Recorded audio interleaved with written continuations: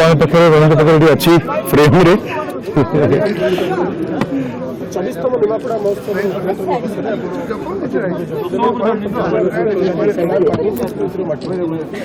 कला संस्कृतिर माटी सब नमस्य पूजनीय एवं निमापड़ार आज प्रथम दिन ये महोत्सव आज उद्घाटन दिवस आज था तो उद्घाटन बहुत भल भाव महाप्रभु आशीर्वाद बहुत भल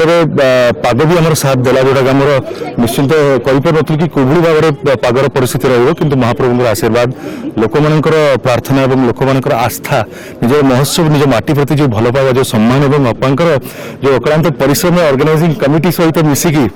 जो भाव में कम होश मस धरिकी तो तार फलटा निश्चित भाव भल आज शुभंकर होती आशा विश्वास कि आगामी आसंता काली एवं पर दिन पर भी ये 27 तारीख पर्यंत बहुत भल भल महोत्सव योजना सब रही समस्त बहु मात्रा आसतु उपभोग करूँ एवं एंटरटेनमेंट भी रही स्टेज सबको थरली एंजॉय करूँ।